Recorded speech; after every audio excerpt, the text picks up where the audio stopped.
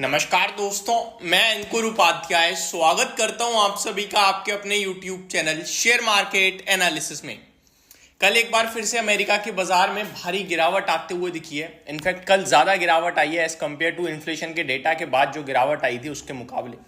अगर मैं बात करूं वेंसडे को जब इन्फ्लेशन डेटा आया तो अमेरिका 422 पॉइंट गिरकर बंद हुआ था, लेकिन कल के सेशन में 475 पॉइंट डाउ जोन्स गिरकर बंद हुआ है। तो कल की गिरावट थोड़ी सीवियर थी। केवल डाउ जोन्स ही नहीं गिरा है, ब्रॉडर मार्केट में अमेरिका में सेल ऑफ आ गया है, बड़े लेवल पे सेल ऑफ आया है। इस सेल ऑफ के पीछे का रीजन क्या है? तो कुछ लोग कह रहे हैं एक तो आपका इन्फ्लेशन जो हाई आया है, दूसरी बात उनकी कंपनी के नंबर्स थोड़े से खराब आते हुए दिखे हैं, रिजल्ट्स। तो ये सारे बड़े ट्रिगर्स हैं अमेरिका के जो गिरावट लाते हुए दिखे हैं अमेरिका के बाजार में। इसी के चलते कुछ लोग अपना गिफ्ट निफ्टी देख रहे हैं तो वो भी 134 पॉइंट 134 पॉइंट एग्जैक्टली नीचे दिख रहा है आपको।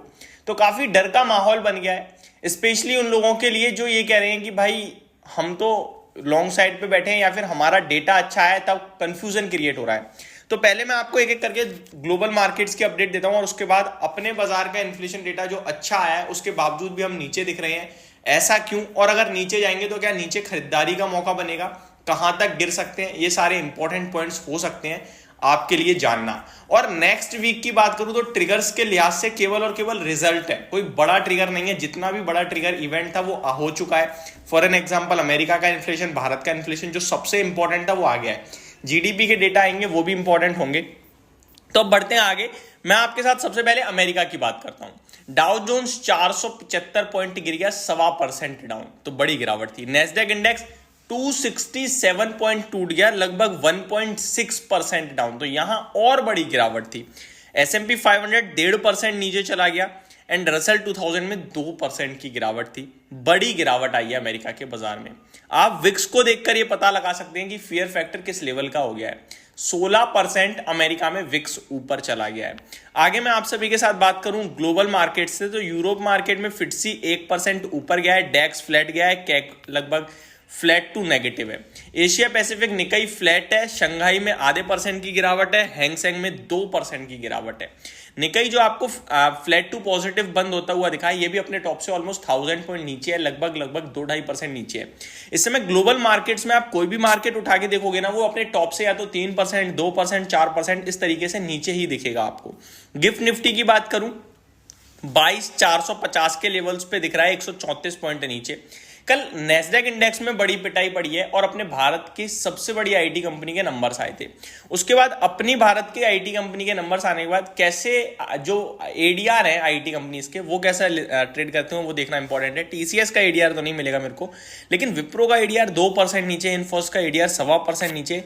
ये बात कुछ जमी नहीं। जिसमें भारतीय बाजार की बात करूं मैं तो भारतीय बाजार में अच्छा भारत में भी कल इन्फोसिस 1.5% टूटा है और विप्रो 1.5% टूटा है, तो शायद वही रिफ्लेक्शन था, ज्यादा कुछ नहीं।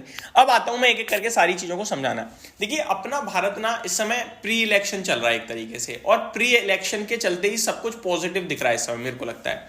आप ध्यान से समझिएगा मेरी बात। हम लोग ओवर बुलिश कह सकते हो या फिर हम लोग एक्स्ट्रा ऑर्डिनरी इस समय ट्रेड कर रहे हैं, लेकिन ग्लोबल मार्केट्स अगर ऐसे रहेंगे तो आज बेसमय एक्स्ट्रा ऑर्डिनरी ट्रेड कर जाए, लेकिन आने वाले समय में नीचे जाना बनता है। अब देखिए अमेरिका का बाजार ऊपर से, जैसा कि मैंने आप सभी के साथ डिस्कस किया, लगभग अभी यहां से मैं काउंट करूं तो 2000 पॉइंट नीचे हो गया है। 2000.45% हो जाता है डाउ जोन्स, स्पेशली 4% भी मैं मोटा मोटी ले लूं तो भारत के बाजार का हाई है 22,775 और क्लोजिंग है कल 22,520 की। दैट मीन्स हम ऊपर से 255 पॉइंट नीचे हैं, जो 1% नीचे होता है। तो हमारे बीच में और अमेरिका के बीच में 3% का गैप बन गया इस समय। हम या तो 3% टूटे, एग्जैक्टली तो नहीं चलते हैं, बट 3% बड़ा होता है। फिगर्स में देखोगे तो 700, 600, 700 पॉइंट हो जाता है। तो 600, 700 नहीं, कम से कम 400 पॉइंट नीचे जाना बनता है हमारा, अगर अमेरिका यहीं ट्रेड करता है तो। या तो अमेरिका बाउंस बैक कर जाए या फिर हम नीचे आ जाए तो एडजस्ट हो जाएगा।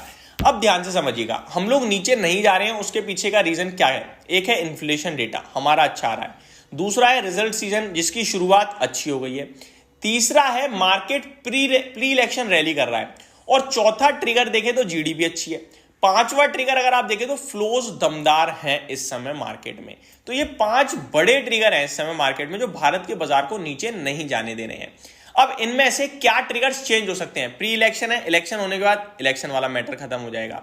आपका इन्फ्लेशन का डेटा मुझे नहीं पता ये सच है या झूठ है, क्योंकि इन्फ्लेशन आ तो नीचे रहा है लेकिन असलियत में महंगाई ऊपर जा रही है, तो शायद कुछ गड़बड़ हो सकती है।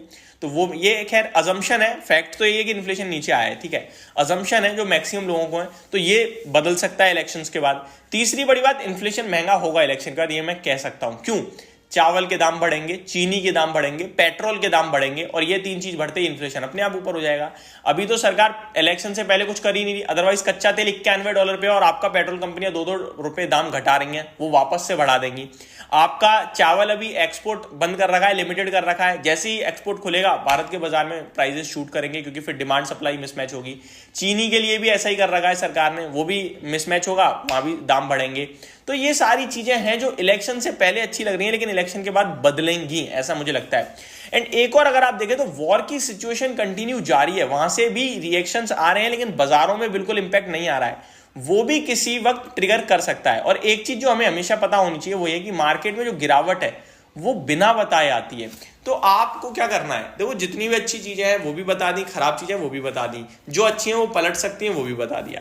हमें तो सिर्फ इतना करना है कि ओवर बुलिश नहीं होना है, पूरा मार्केट में नहीं लगाना है। ऐसा नहीं करना है कि घर में जो पैसा अपना आता है खाने के लिए वो भी मार्केट में लगा दो कि 1 महीने में बना के वापस निकाल लूंगा, ये बिल्कुल भी मत सोचना। जो बाजार में लगा रखा है उसका भी 30% कैश में रखो, और वो कैश छोटी मोटी डिप पे नहीं लगाना, वो कैश बड़ी डिप पे लगाना है। और कोई कह रहा है कि बड़ी डिप आएगी ही नहीं, आप भी यही हो, हम भी यही हैं, बड़ी डिप आएगी, डेफिनेटली आएगी। बाजार में डिप आती है, बिना बताए आती है। तो ये मेरी तरफ से आपके लिए एक डिटेल वीडियो थी, होप आपको सारी चीजें समझ में आई होंगी। Thank you so much for watching this video, have a great day guys.